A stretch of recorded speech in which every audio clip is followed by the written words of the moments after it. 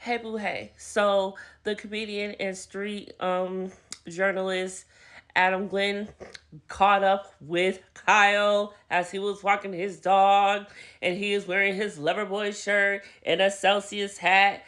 I don't know if there's some partnership going on already, but could there be? Is that why he matching them up? Who knows? Maybe something good out of this will come out for Kyle. Who knows? But anyway, so he goes on to ask him a series of questions. This is part one. He hasn't released part two yet. I'm waiting for that. But I wrote down everything they talked about. So from beginning to end, um, he asked if he talked to Amanda, and he said, yeah. He's worried about her, but she gave him a heads up before they put out the statement. And he's concerned for her because she is getting a lot of backlash and she doesn't understand how, Wes has all these brand new followers after being basically a douche. He didn't call him a douche, but basically how you got all these followers after doing something so shitty. Um he wants us to consider Amanda because her mental health and all of that jazz, and he wants us to consider her mental health because cyberbullying is hard for her and she's having a rough time. Absolutely.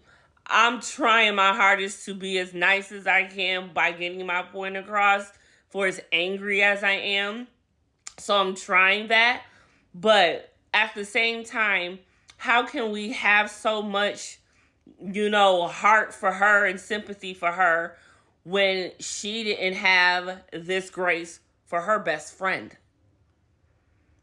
Her best friend is also dealing with mental issues as well. The mentality of it all, of being played by a white man on national TV, only to turn around and give that man a chance again, only to find out her friend, you, girl, you are the one that's messing with that same man behind her back and then smiling in her face, knowing when the world do find out, she got to deal with that all over again. Not only getting played by a white man again, but by her white friend at that, who sat at that table and heard her story that she told that day, who sat by her side as she has went through this shit, as she has sat by her side, as she is going through this shit with him.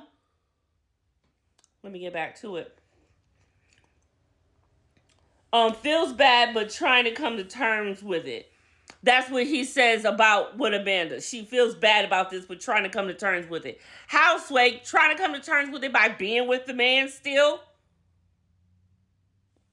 By putting out a joint statement that y'all together? Coming to the terms how? You want us to have sympathy for what again, Kyle? You look, we trying to give it to you. We ain't got enough to give to you and her because we remember how you was acting with her. We only on your side now because what she did trumps what you did. So remember that as you think you got the leeway to tell us what to do. We ain't forgot what you did and how you was acting. Like, when that shit still. Anyway, he says that he figured out over the weekend, but a lot of people are saying, the rumors have been swirling for a while, and he may have knew, but just been quiet because Amanda has been footing the bill for them and keeping Loverboy afloat. So that still remains to know the timeline of that.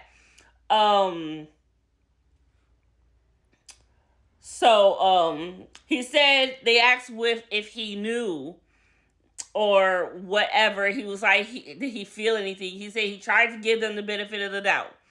Seeing all the flirting and everything, he sees that it's Wes, so it's like, oh, it's Wes. You give him a pass. But that's what they were banking on. That's how this was able to run up under all of our noses. Because we all are like, oh, that's Wes. Not thinking about it. Because we waiting on him and Sierra to get back together. We wasn't even here with this. That's the problem here. That's the problem. He said it's a mental mind fuck for him to watch Yeah, I bet it is because you know what's really going on, and then you gotta look back and watch this man, your friend, act like he there for you in your marriage and trying to tell you how to keep it together and keep your wife, when all really he's just standing up for your wife, trying to get some kudos from your wife because of course he needs that to make himself look good in this situation some way somehow. What else?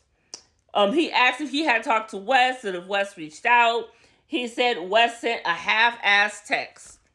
I'm sure that's the same half-ass text that Amanda sent to Sierra.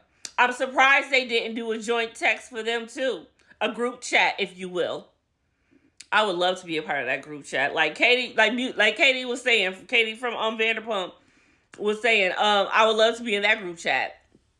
Please and thank you. I'll keep it private, but you need someone to see what's going on so no one can lie. Let me be that. Let me be. This is just horrible. I'm tripping. And then the last thing on this, he says, him and Sierra are in touch during this whole thing. So I'm glad that they have each other. Because as soon as something come out, I know they're like, really? Really? Really? Really?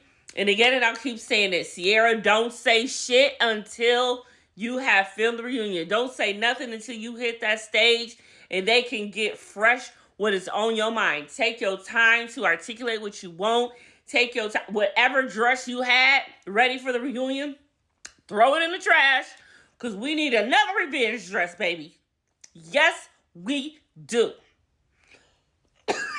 And then to think, they have filmed the first season of In the City, right? So more comes out about their marriage in the city. So they still have that to get through. We still have that to get through. Imagine how this is going to look when we watch it. Like, it's going to be crazy. It's like, I'm not even watching to watch it because I think I want to see it. I'm trying to see what's going on. I'm trying to we all about to be Inspector Gadget. That's why we will be watching. But I'm waiting for part 2 to drop because I got to know what else he asked Kyle, and I got to know what Kyle said. I'm tired. I'm tired.